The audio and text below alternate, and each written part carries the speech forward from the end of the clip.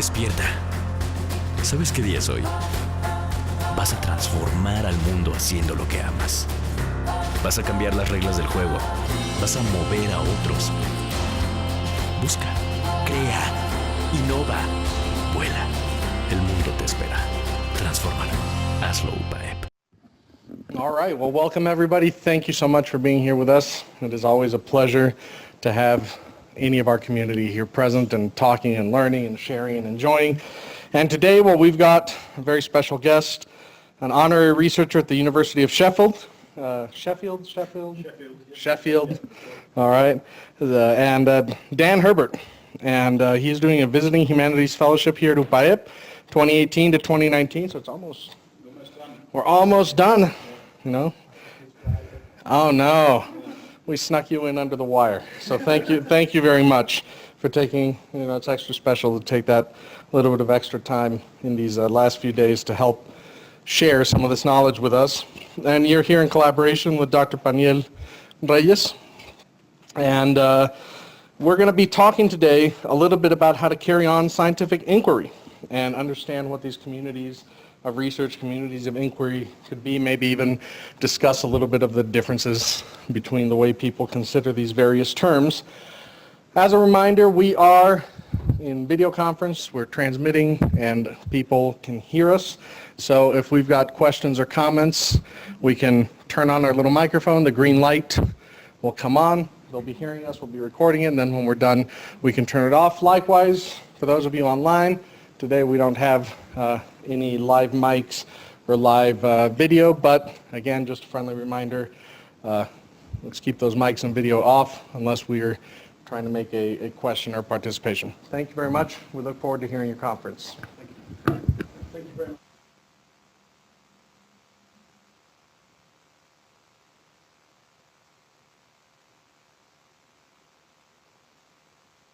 Okay, thank you.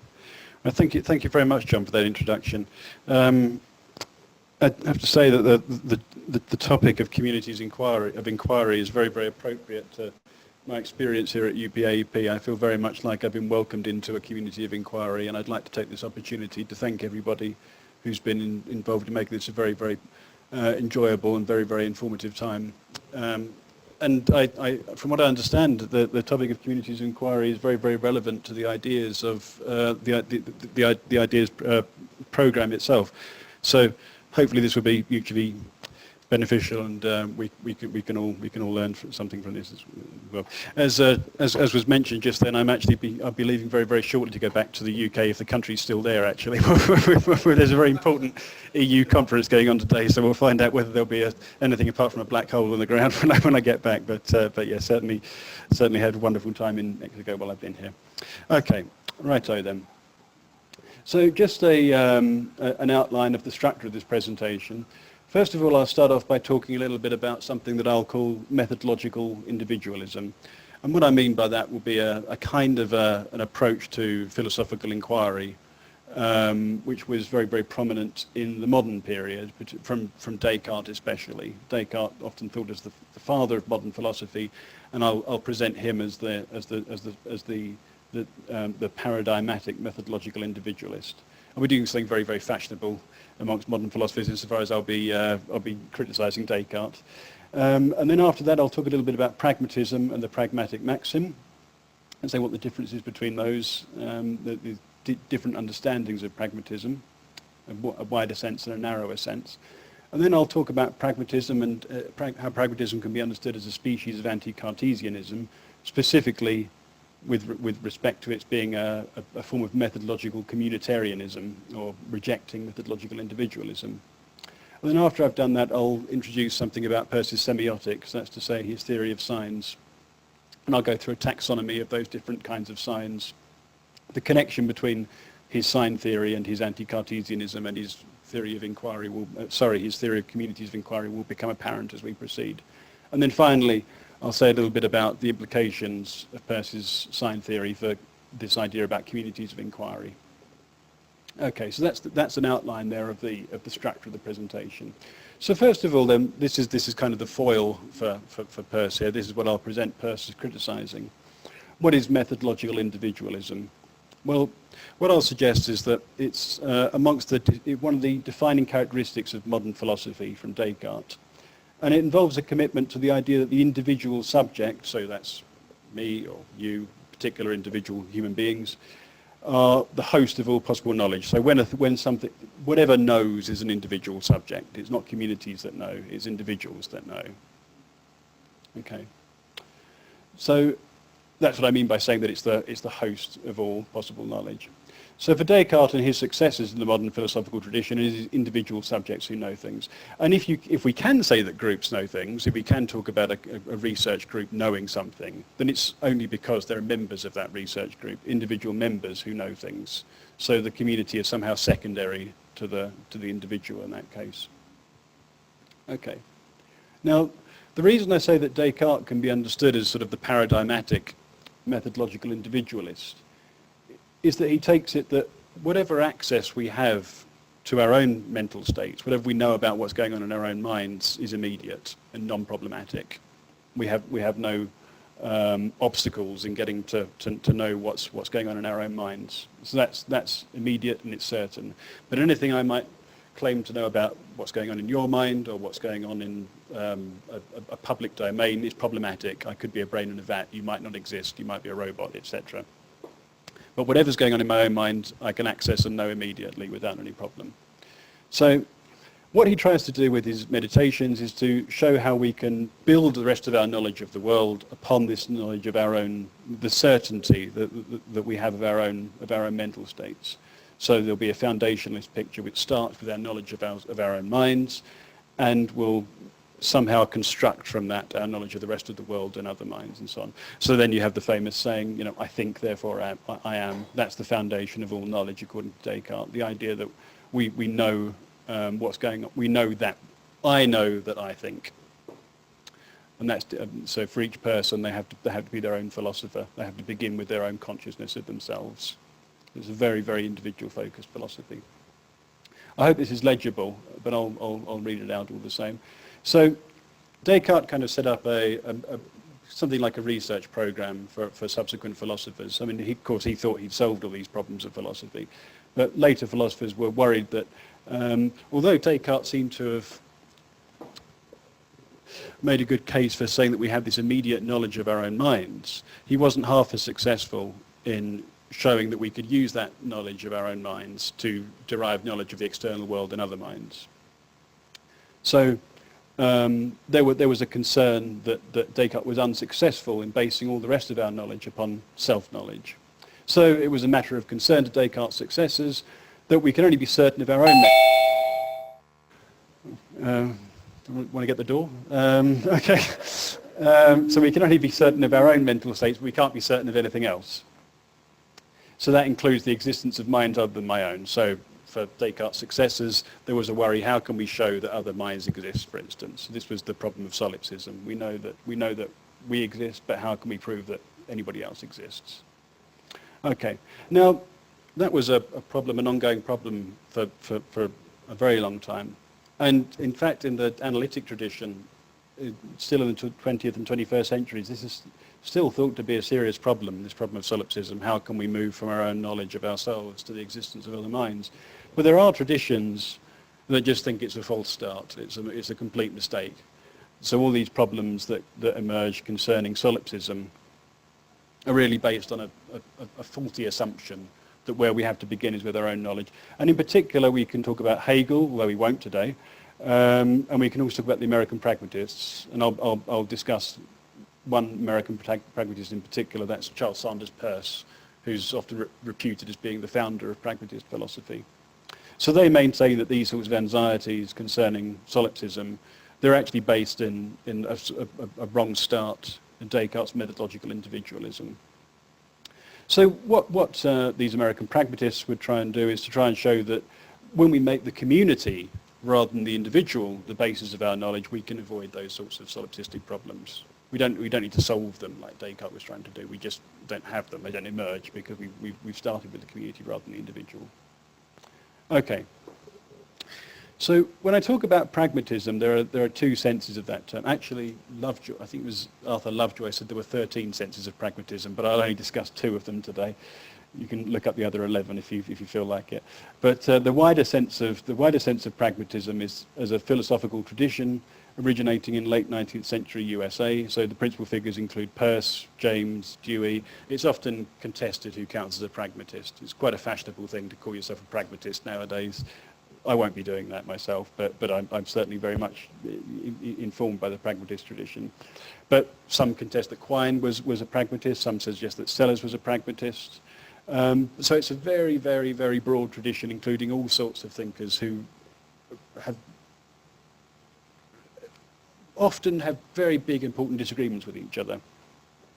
I'll be looking at a narrower sense of pragmatism specifically today, and that's the sense of pragmatism, which is how Peirce, the father of pragmatism, intended it, which is to say that it's a principle or a maxim originating in the work of Charles Sanders Peirce for clarifying the meaning of general terms, or what Peirce calls, in his semiotic terminology, symbols. Now, I'll get round to that terminology of symbols in a little while.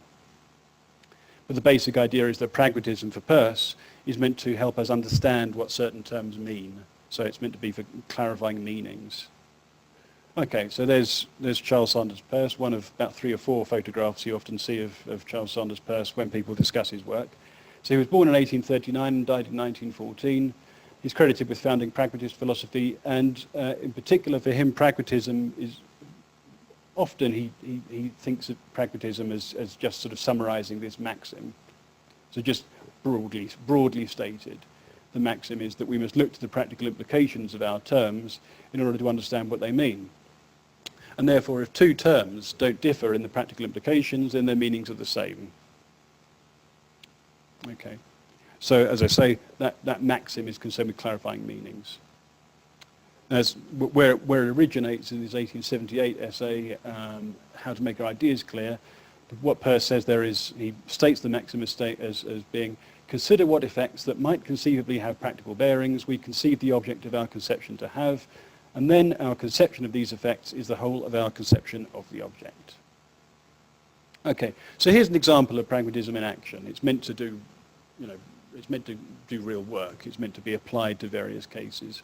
So the first example I think Peirce uses is, what do we mean by calling something hard?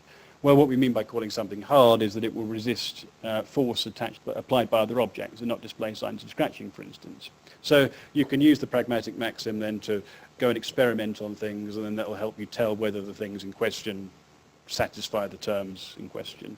But the idea is that it will help us perform practical experiments to see what objects satisfy the terms. Okay. Now, Peirce thinks that we can use this this maxim not just for sort of fairly mundane sort of physical experiments and what have you, but to solve philosophical problems and to give meanings to philosophical terms. So, for instance, Peirce says, what is it? We can use pragmatism to understand this concept of truth.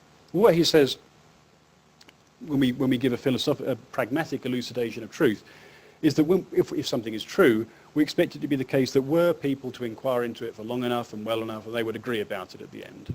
So Peirce thinks that there's actually already a communal connection in that idea of truth, insofar as it's what a community of inquirers would agree to in the end. But the crucial point is that if something's true, then there will be practical implications to it, i.e. we'll agree about it at the end. What does it mean to say, what do we mean by calling something real? Another term that much contested by philosophers. Philosophers have given all sorts of different conceptions of what being real is. Peirce says, well, it's simply the object of a true assertion. So once we know what truth is, we can know what reality is. And true assertions for Peirce are just signs of real objects. I'll have a lot more to say about signs shortly. And as I say, the very idea of truth for Peirce depends upon a community of inquirers. So it's what a community would agree to if there were all the relevant information available. Okay.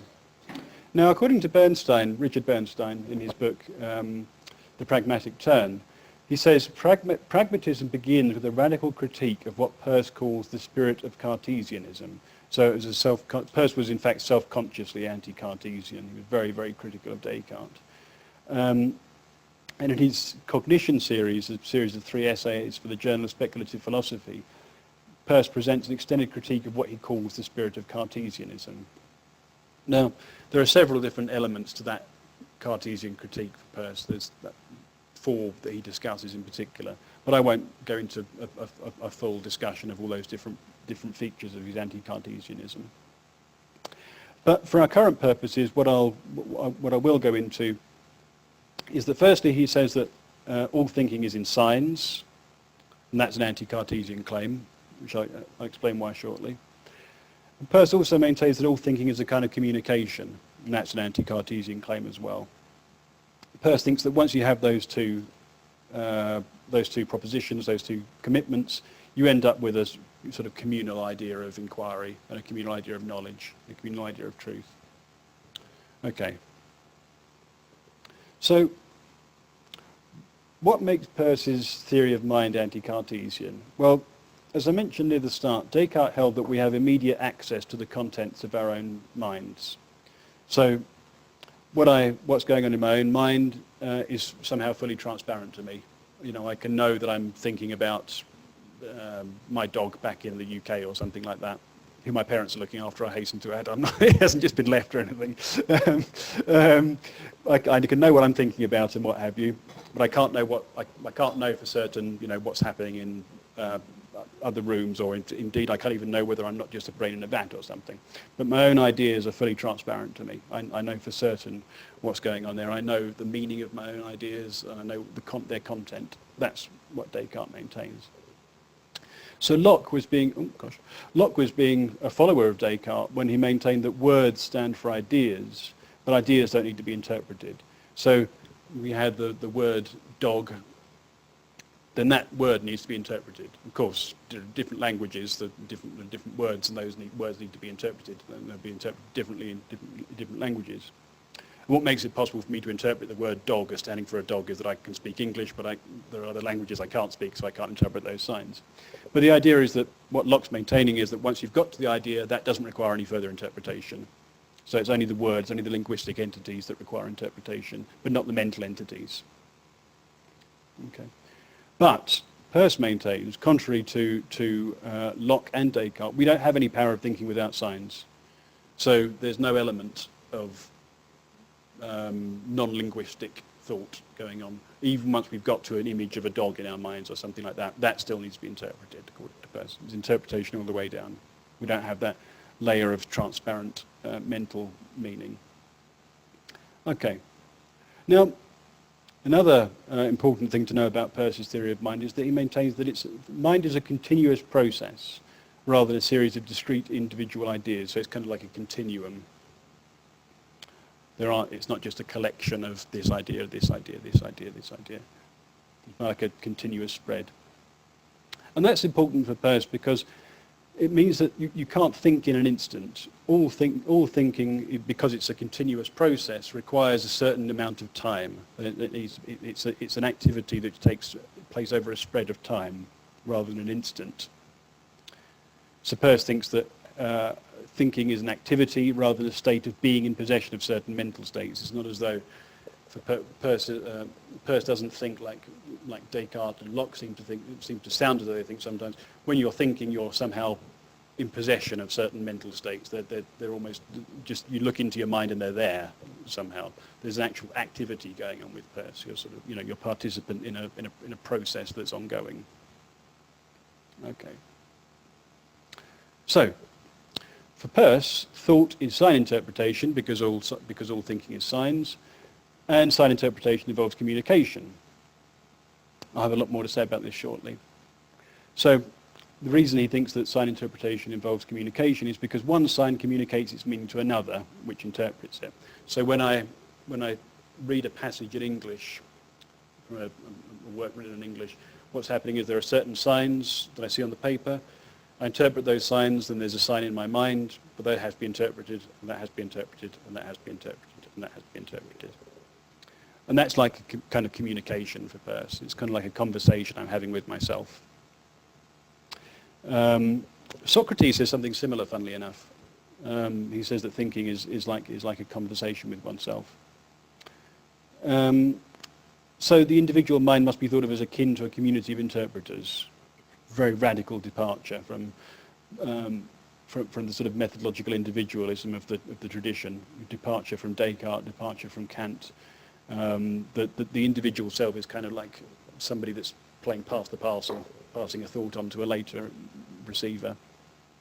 And what that means is there's no radical difference between the individual mind and that of a broader community. Both involve communication and interpretation. Okay, so if we're to understand what thinking is according to Peirce, we need to understand what a sign is, because every thought is a sign. So what is a sign according to Peirce? Well, every sign according to Peirce involves three features. So first of all, it involves the sign itself. So for example, a road sign. I'll be showing you some examples of a road sign from the UK shortly. And then there's, so that's the first part of the sign. The second part is that of which it is a sign, the object of the sign, so that which it stands for. So if we say that the road sign is a speed limit, for instance, it says 40 miles an hour or something like that, then what the sign is a sign of is a notice to restrict your speed. It doesn't need to be a picture of something else. It can be a sign that you need to slow down, something like that. That would be the object of the sign. So that's the second part. And then the third part of the sign is that by which the sign is interpreted as being a sign of its object. So Peirce calls this the interpretant of the sign. So for instance, we have the road sign. I don't drive myself, but in the unfortunate event that I were to find myself behind a wheel, if I were to see a road sign telling me to slow down, I see a 40 miles an hour or something, that's the sign out there. What then happens is that there's a sign takes place here, which interprets the meaning of that sign, and then it results in a further interpretant, which is the action of slowing down. Okay, so crucially, the interpretant can be not just a thought; it can be the behaviour. If I were to behave by slowing down, that is an interpretant itself. It needn't be something. So I was wrong when I tapped at my head there. It could be a kind of behaviour can be interpreted as well. Okay, now there are different ways of expressing this formula. Peirce says we could put it as saying that X is a sign of Y for Z. X is the sign, Y is the object, Z is the interpretant. Or we can say Z interprets X as a sign of Y. Or we can say Y is signified to Z by X, etc. Okay, so here's a little diagrammatic presentation. This is a very, very British thing I've come to realise here, because I assumed that this would be commonplace across the world. Not at all. So what this means is we have these in the UK. It means there are ducks crossing. There are ducks crossing the road. There are places where ducks cross the road quite a lot. So that's the sign, meaning, watch out, there could be ducks crossing. Here are the ducks crossing. And here is a very British philosopher, neither American nor a pragmatist, but British and an idealist. That's Thomas Hill Green. Very, very serious-looking individual. And I've put him down as an interpretant here because he looks like he's studiously interpreting the meaning of the sign. Okay, so it's the business of the interpretant here to relate the sign here to its object. So what Green is doing here is relating the sign to the object. He's interpreting that as meaning that. Now, there are three basic kinds of sign according to Peirce. And that applies to mental states as well, because mental states are signs. So each mental state can be any of these kinds of signs. So in some cases, the cases Peirce calls icons and indices, the sign and the object are already related somehow, by some means. And all the interpreter has to do is to recognize that relation that's already there. And in other cases Peirce calls symbols, there is no pre-existing relation. So the interpreter has to create that relation. Okay. So, as I say, there are three different kinds of signs according to Peirce. And the way that Peirce differentiates these signs is in terms of how they represent their objects. As I say, these first two have already got some kind of connection between the object and the sign. So in the case of icons, they signify their objects by resemblance. We'll look at some examples shortly, or likeness. That's to say, the icon is a sign of its object because it's somehow like its object. It shares something in common with its object. The second case, the index, plural indices, the index signifies its object by somehow being causally related to it. So it's not that it resembles it, it's not like it in some sense, but we can tell, because we know about causal relationships of various kinds, that something was caused to be the case by another, and therefore it's a sign of something. We'll see examples of those shortly. And then finally, symbols. These are the kinds that Peirce's pragmatism is particularly interested in. These signify their objects by means of convention. So these are the ones that there is no pre-existing relationship, but some kind of linguistic community or some kind of community of interpreters has to create the relationship. Okay. So, in the case of an icon, we have our formula here, x, y, z. Where we have icons, where x is an icon, it's possible for z to interpret x as a sign of y because x and y share something in common. So, for example, maps are icons of certain regions of space because the map and the region of space have certain kinds of spatial properties in common.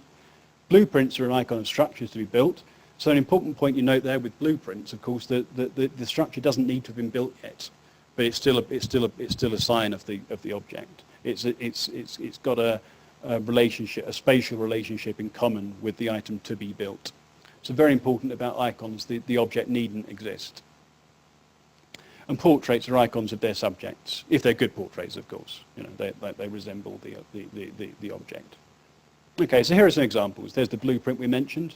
Assume the building hasn't been built yet. This is nonetheless an icon because it's telling us, you know, where the doors and windows will be in this yet to be built building, and the staircases are. This is an icon. Has spatial properties in common with the country of Mexico. Has spatial, represents the spatial relationship between Mexico and the United States. This is an icon of Charlie Chaplin. There are spatial resemblances between this image and of Charlie Chaplin himself. And this is an icon as well. It doesn't have spatial resemblance to the object it represents, but this color chart, what it's telling me is that if I go and pick out a can of paint labeled in this way, then when I open the can of paint, I'll see some paint that looks like that. So there needn't be a spatial relationship in question. But there are all cases of resemblance between the sign and the object. Okay. So in the case of indices, where x is an index, it's possible for z to interpret x as a sign of y because there's a causal relation between x and y. So, for instance, smoke is an index of fire, no smoke without fire. The rings within a tree are an index of its age. A brick next to a broken window is an index of an act of vandalism. Puddles are an index of rain, for instance. Okay. So in each of these cases, we interpret something as being an effect caused by a cause. So I see this. I can take that as an index of fire because I assume that there's some kind of fire that's caused it. I take that as a case of vandalism. I infer from this presence that it's been thrown and broken the window. Here I can take the circles, the rings within the tree to represent seasons of growth. So I can take that as an index of the tree's age. And similarly, I can take this, the puddles to have been caused by falling water. So I take it as a sign that there's been rain. Right. I'm going to be seeing a lot more of that when I get back to the UK. As I say, if there's a country left. Probably more of that when I get back to the UK, actually. But yeah, in each of these cases, the object ought to exist. If it's a proper index, it can't be like an icon that the object needs to exist because there's a causal relationship. Okay, and then finally, there's an interesting case of symbols. So this is the case where the relationship needs to have been constructed by the community of interpreters. So where x is a symbol, it's possible for z to interpret x as a sign of y because z is familiar with a convention according to which x means or represents y. So for instance, it's only because of conventions. This is a particularly interesting case because of course if you're north of the Mexico-US border, that will mean US dollar. If you're south of that border, you'll interpret that to mean Mexican peso, barring other circumstances. But in either case, you've got to be familiar with a convention, which will tell you to interpret that as having some, as indicating that there's a currency we're talking about here. Similarly, you need to know that you need to be familiar with a convention. That means euro, that means pound sterling, that means yen. But all of these cases depend upon familiarity with a convention. If you're not familiar with the convention, then you won't get the meaning. Musical notation is a symbol of notes to be played. So you need to understand how to read music in order to understand the notation. Different languages operate with different sets of symbols. And so that's why I'm limited in what I can understand in Mexico. Lo siento por mi español. Y gracias por su paciencia con mi español. So different languages, as I say, operate with different sets of symbols. Crowns are a symbol of kingship. We can just as well imagine a world where kings and queens wore red noses as crowns. But it's just purely a matter of convention that represents kingship. But to interpret a symbol, crucially, you have to be familiar with the relevant convention. And being familiar with the relevant convention means that you belong to a community of interpretation. So, examples. Il pleut, es regnet, it is raining, es llueve. These are all different symbols for the same object. They're all different sets of conventions, but they all have the same object. They all represent that it is raining. There's the crown I mentioned. I think that's from Game of Thrones. That's a convention of kingship. This, of course, there's no reason that Twitter couldn't have been represented by some other symbol, but that's a symbol. This, of course, has nothing in common whatsoever with what it's representing. It's purely a matter of convention that represents a biohazard. But we're all familiar with the convention, so we can know what it represents. Of course, there are hybrid cases. In fact, Peirce thinks that probably all signs will be hybrid cases. This is a hybrid case of an icon and an index. It's an icon because photographs are icons because they resemble their objects, and they're indices because the object has to exist. When you take a photograph of something, that you're taking a photograph of something that actually exists.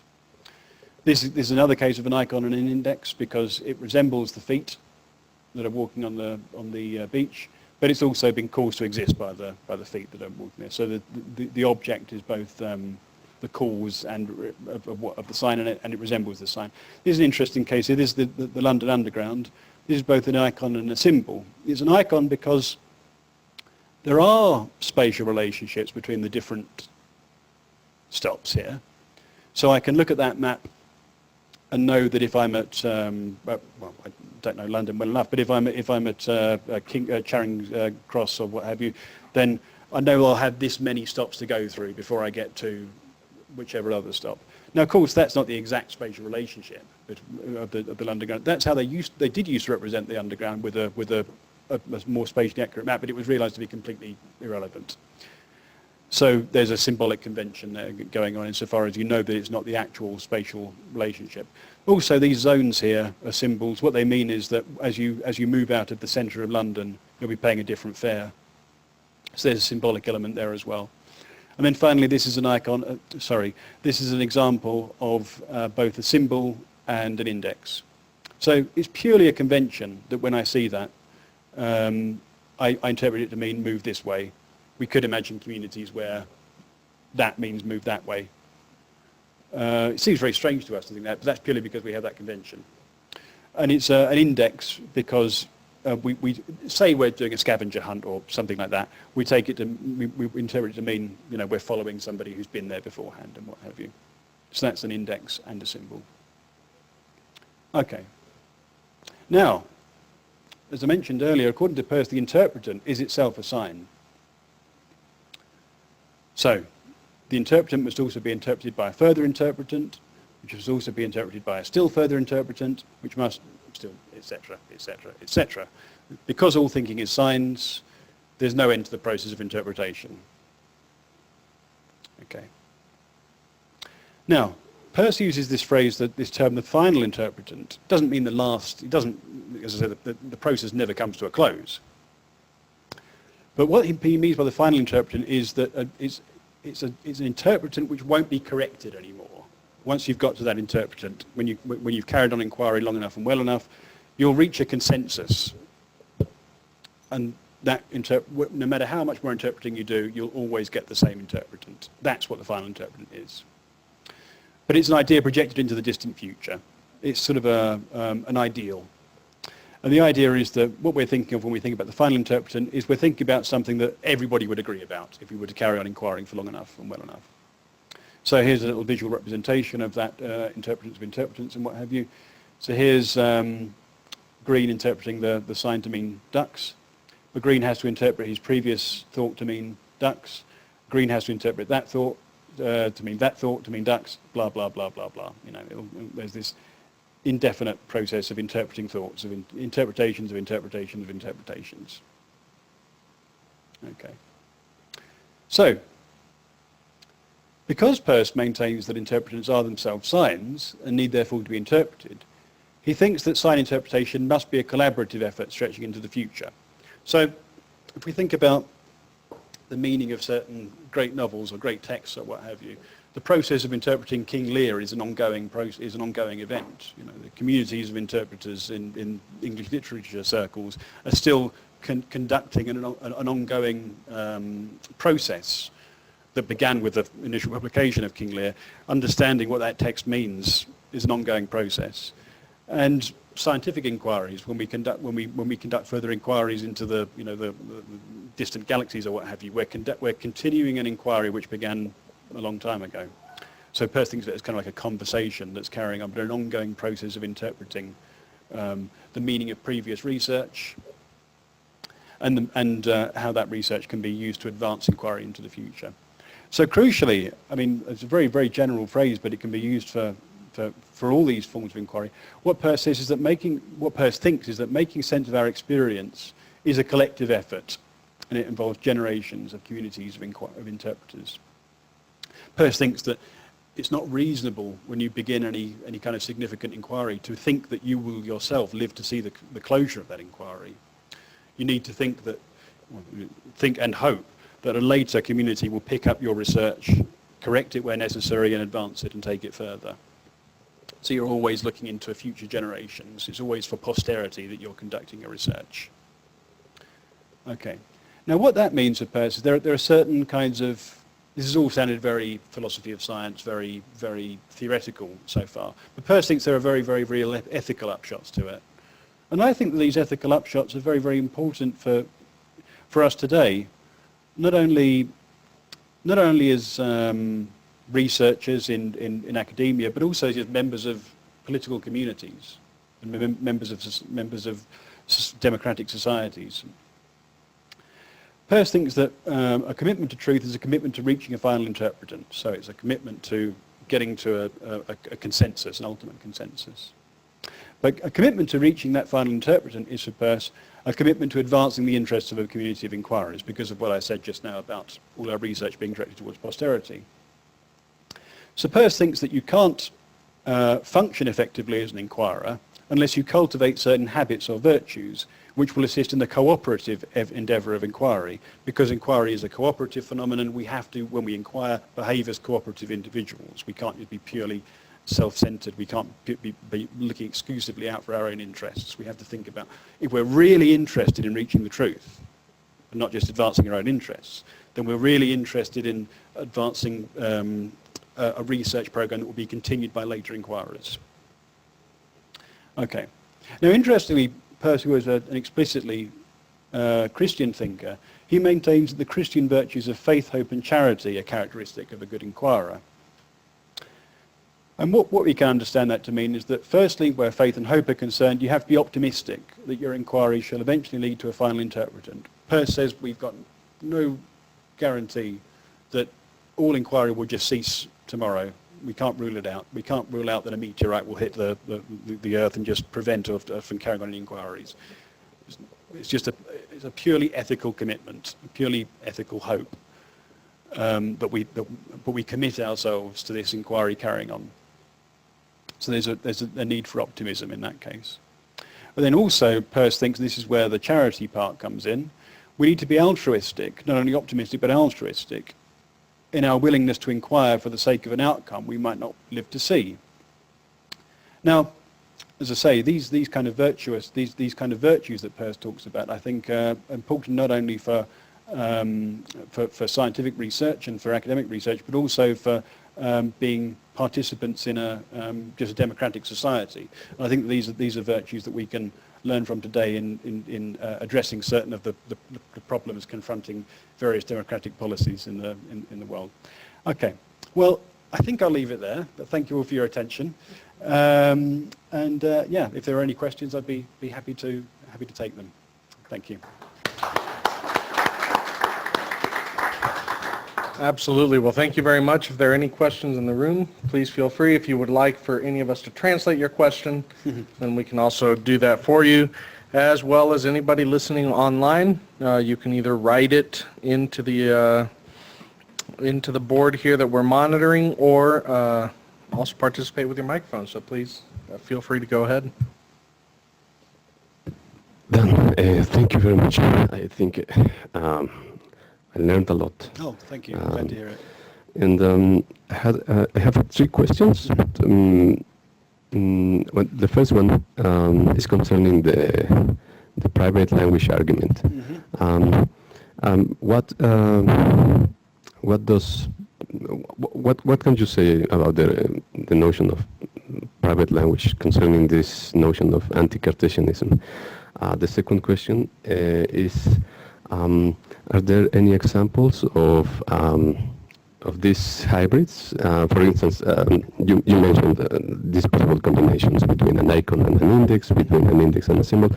Is there like a combination of a sign, a symbol, and an index? Is there a triple hybrid, so to speak? So an icon, an index, and a symbol. Okay. Yeah. And the third question is, would you say that a logic diagram, for instance, when you show the examples of icons, you use some diagrams, but when you show those examples of indices, you didn't use diagrams. My question is there some sort of diagram that can be just understood as an index? Okay. Yeah, and those are the 3 questions. Okay. Right. Thank you very much, Martin. That's I think the topic of communities of inquiry is always very, very relevant to these sorts of events, I think, and I'm glad to hear that you've learned something, and I'm sure that in answering these questions or attempting to answer them, that it will help me think about some things a bit more as well. With respect to the private language argument, it's often said by Peirce's greatest admirers that he anticipated a lot of the work of some of the the great 20th century philosophers. He's thought to anticipate the linguistic turn and what have you. He's thought to have anticipated Popper and all sorts. Without wishing to sound like a bit of a Peirce enthusiast cliche, I would maintain that there is certainly something in Peirce would have very little time for the idea of a private language. There's all thinking is in signs, and signs need to be. I suppose this addresses this perhaps will come to your. Which might lead into the second part, but you need to be a member of a community of interpretation in order to be able to do this kind of interpreting. So there will be a kind of, you will need to know how to interpret symbols, and to know how to interpret symbols, you need to be a member of a community. Everybody needs to know how to interpret symbols, symbols, icons, indices, and what have you. Now, what I said there about needing to interpret icons and indices is actually significant. I glossed over it when we were talking just now. But you do need to interpret icons, and you do need to interpret indices. That might not be an act of vandalism. That could have just been set up. But I interpret that as an act of vandalism.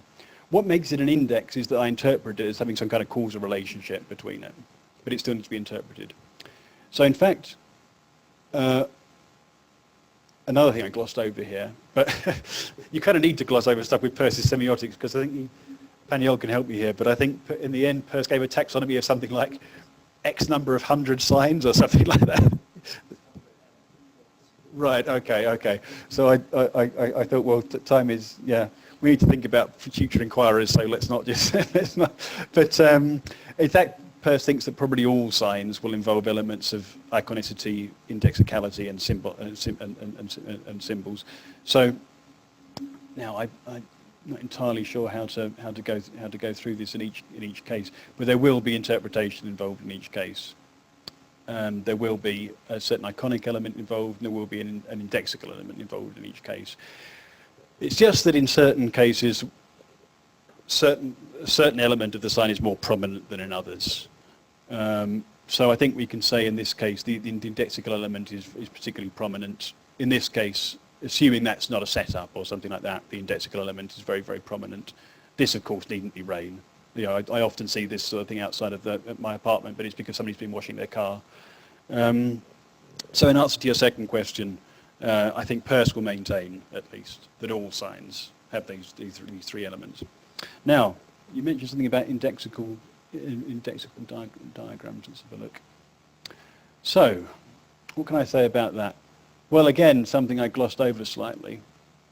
There's another feature of indices, and this is where you get into this is where Peirce starts chopping up even further, and you're off on the way to the 660 signs. There are various kinds of icons, various kinds of indices, various kinds of symbols. One of the features, I kind of presented them as though they were all of a piece. But one of the features of indices is that they always refer to individuals. So that's a sign of an individual fire. That's a sign of an individual, act of vandalism, let's say. That's a sign of an individual rainfall or something. That's a sign of an individual tree. Icons and symbols, they can be general in their character. That could be used to represent a number of houses.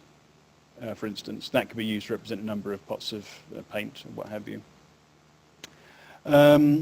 Now, the reason I bring that up is that because the way Peirce talks about, and I'm sure you know more about this than I do, but the way Peirce talks about in the diagram stuff and where indices can feature in diagrams is that you'll have a feature of a diagram which refers to an individual, and in that sense there are indexes in the diagram. I suspect that all diagrams have got to have a strongly iconic component, and therefore they needn't refer to something that actually exists in the way that all of these do. You know, they might have an indexical element in a certain sense, they're referring to individuals, but not necessarily to individuals that actually exist. But yeah, that requires you getting into separating the different features of indexicality. But there certainly would be indexicals in indexical features in diagrams. But I hope I've answered some of your questions, at least broadly satisfactorily. Thank you for your questions. Yeah. Well, thank you, Dan. I have a lot of questions and comments, but I'll restrain myself to be brief and not take anybody else's time. Just wondering, I mean, it's traditional. I really like your interpretation of how Peirce differs from Descartes, because it seems as though most of the people who concentrated about the differences between Descartes and Peirce has to do with the method of how to achieve knowledge. So, for example, the method of the Cartesian doubt is a great point of disagreement between the pragmatist viewpoint, because the pragmatist doesn't think that doubt is something you can do to yourself artificially. You have to be an irritation that comes from outside somehow.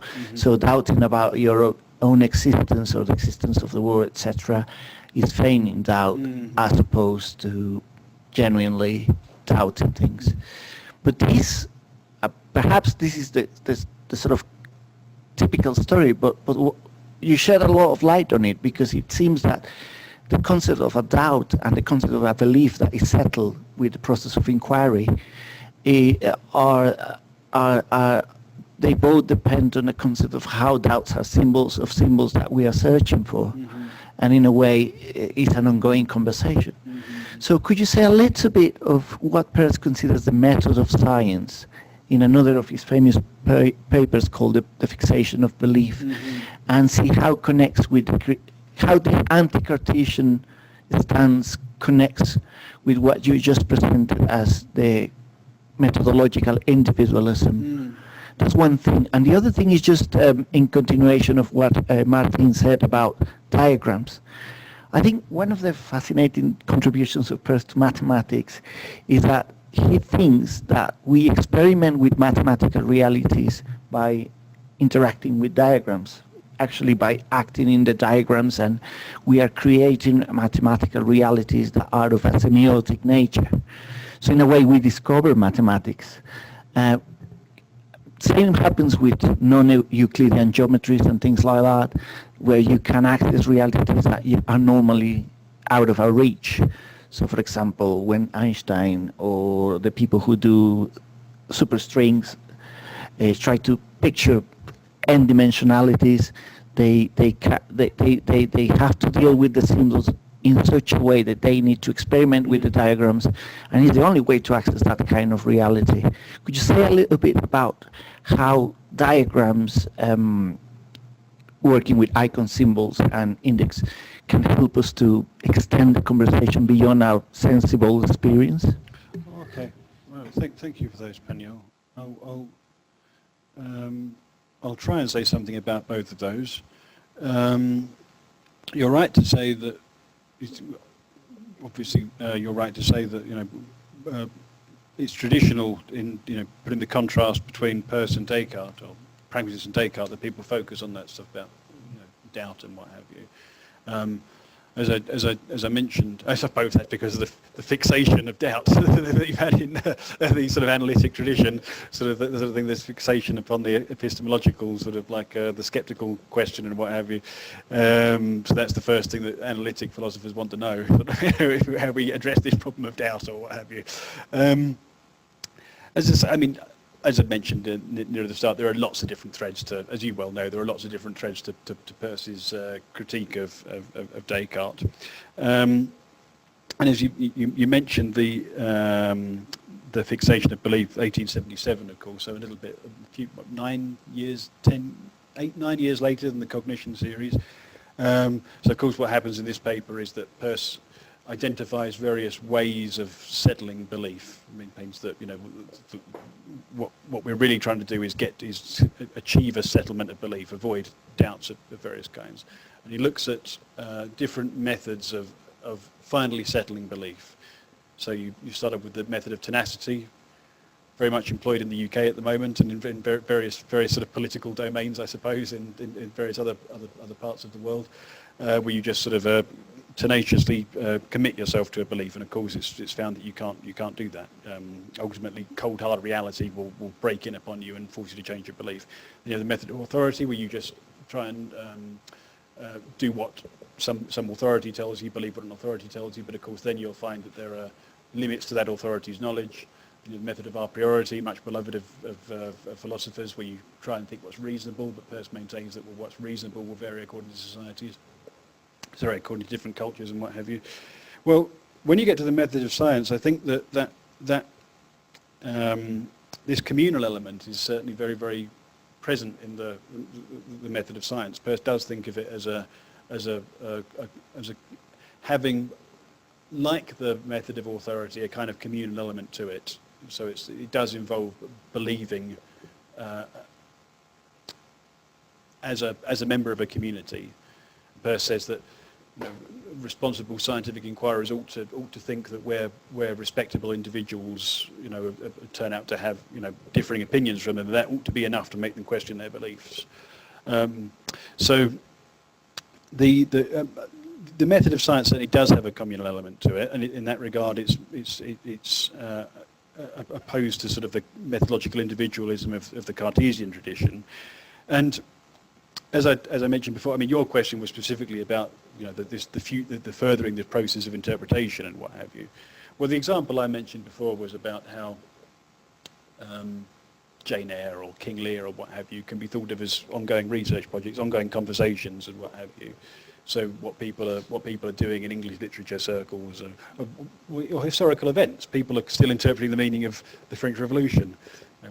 What's the significance of the French Revolution? Well, time will tell. That's just a famous cliche, but it's we could say about any research project sort of stuff. It's an ongoing conversation, and I think you can think of a similar sort of thing going on with scientific inquiries. Although we're interrogating not only the world, we're also conducting a conversation with previous inquiries and understanding the significance of those previous researches that were done. I hope that is relevant to your question. With respect to diagrammatic reasoning, now of course this was very important to Peirce because he wanted to avoid a problem that was common that a lot of empirically minded philosophers had encountered for a long time, which was that, well, how is it, if you want to maintain that all of our knowledge comes somehow from experience or from experiment and what have you, how do you account for mathematical knowledge? How do you account for logical, the knowledge that comes from manipulating logical symbols and what have you? So a standard move that empiricists would make is to say, oh, well, there's this distinction between actual substantive knowledge, that concerns the physical world or the experiential world. It can concern, psychological facts as well, and sort of empty knowledge.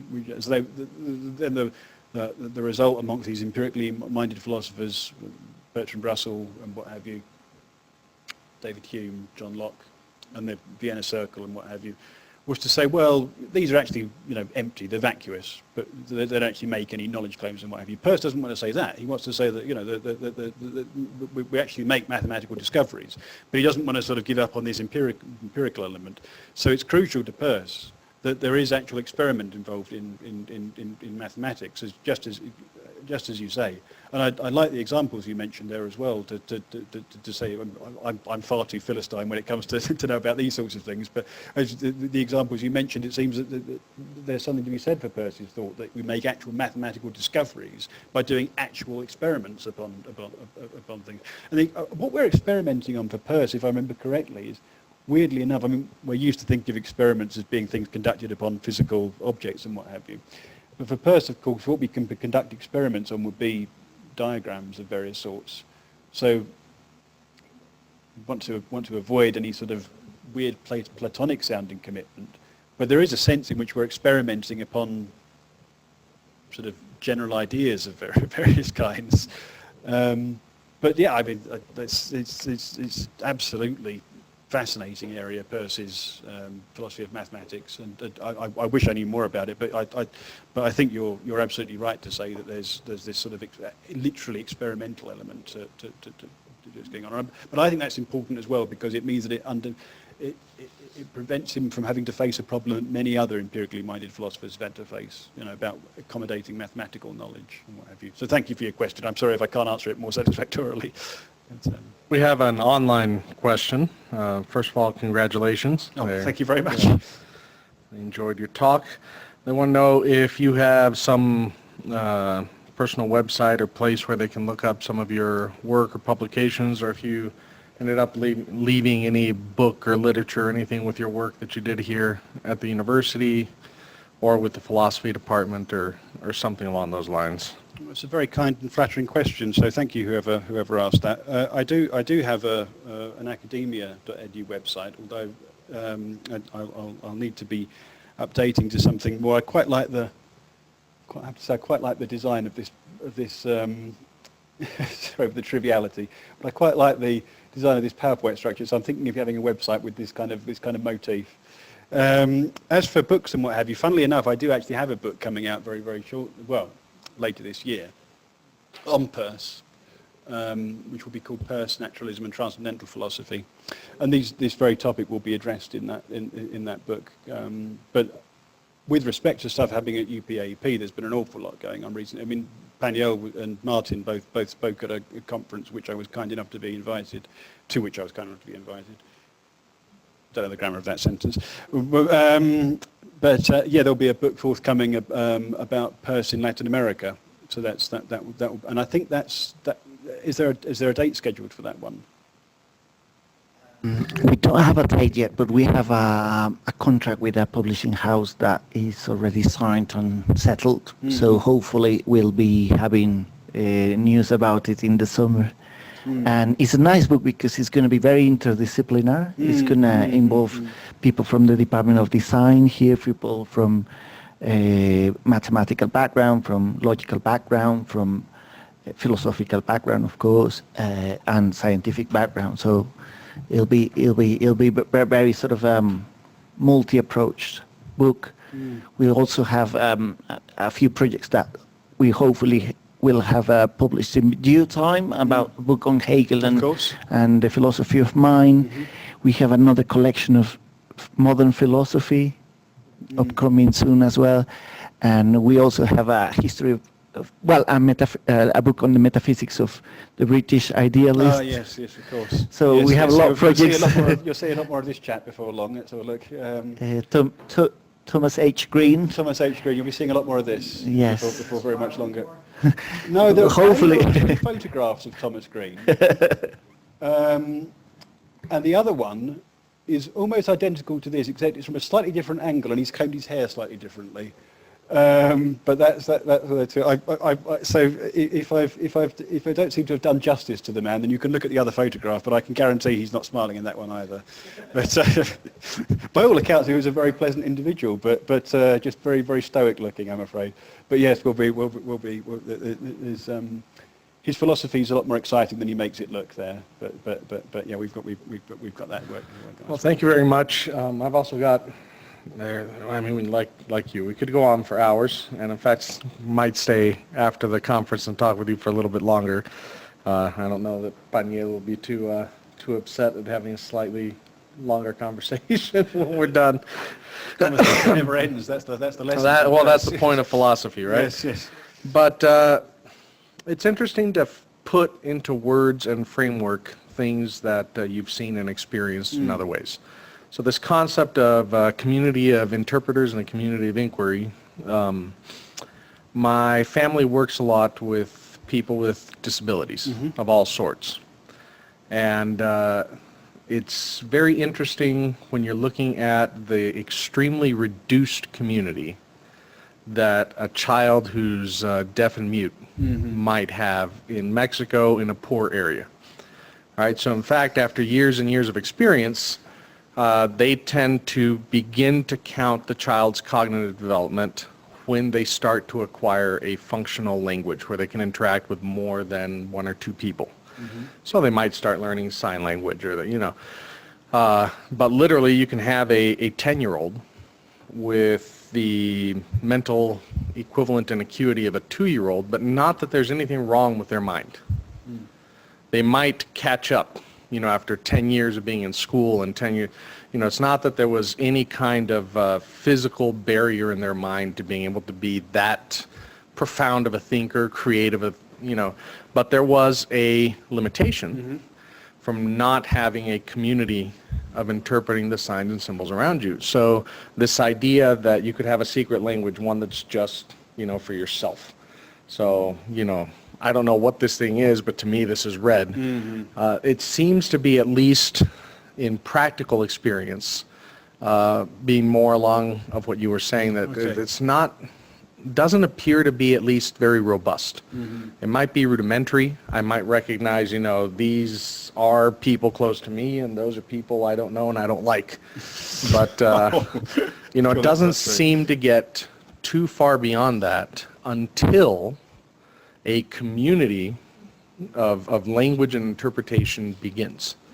So there seems to be, and obviously we didn't have a word for it, but there really does seem to be something intrinsically tied to our cognitive development to that growing community. And even then, without a much, much larger community and a much, much larger time to experience, the concepts are still very physically present. So abstract thought is very complex. And it's very hard to teach somebody something abstract. So, they might learn to read, but they'll read a simile or a metaphor. And you're saying, you're talking romantic poetry and you're my rock. They're not a rock. I can go up there and touch them. They're not a rock. No, he's talking about it being similar to the strength that, but he's not a rock. You're making a statement here that this person is a rock and they are not a rock. And it seems almost, an insurmountable task until you start getting more language, more people, more things interpretable. Teaching somebody the concept of rent. We've dealt with adults that have been married for multiple years, but we're living at home, and then finally decide, well, we've been in school long enough, we're about to have our own child, we'll go out and we'll live alone, right? So they rent a place, and they hand the landlord money the first month, and the next month when the landlord comes around, we get a call because they're freaking out that this thief has showed up to take money from them again. You know, so you can spend 3 hours explaining this concept of, no, this will be a recurring payment. You know, what do you mean a recurring payment? Money works the following way. I do it every day. I hand you money, you hand me thing is mine. Period. You know, the person took that much money at the beginning of the month, it's their problem if that's what they thought the house was worth. Oh, right, okay. You know, so this, it becomes very complicated, and so you see this in those kinds of communities. And then there are other places where truth is an agreement become very evident, even in the hard sciences. Hard, you know, quote unquote. Physics. Like rocks, yeah, indeed. Physics. You know, I've parsed through Stephen Hawking's doctoral dissertation. I know enough math that I can recognize every single symbol, element, operation, process that he posits. It's meaningless gibberish to me. Right. You know, I understand every bit, every component. I understand the mechanics of how they got to A, to B, to C, but it's all such nested logic that, speaking with another physicist, he tells me this is a problem of inscrutable symbols. So we've created a philosophy, a language, an interpretation that you can only parse when another physicist guides you through.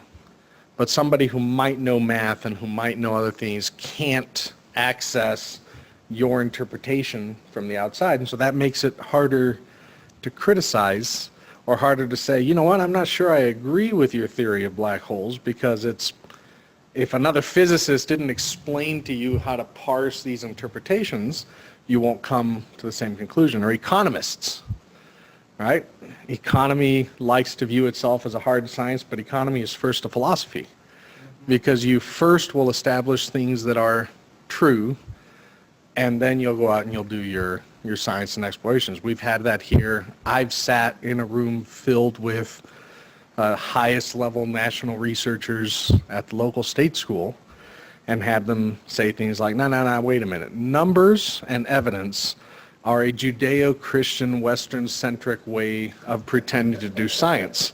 First, establish what is true. And so what is true is a Marxist perspective on love, and then do critique and criticism, and then do philosophy, and then figure out your economy.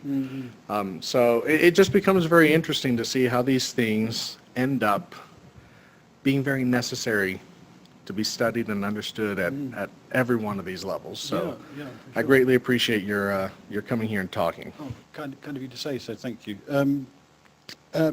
Yeah, I mean, there's a lot you've mentioned there, and I'm not sure I can comment on all of it. Just very briefly, I mean, it seems that the mere fact I noticed while I was listening to you that I made a joke which actually required you to be familiar with a certain convention. So when I jokingly said they're not Marxists, are they? What I meant was you would have to be familiar with an idea of Marx's theory of exploitation. So the very idea of making a joke often presupposes that you're familiar with a certain kind of convention and what have you. So jokes can be thought of as symbols and what have you. But of course, that joke, it might have just sounded like a blunt critique of Marxism, sort of otherwise, if you weren't familiar with the joke.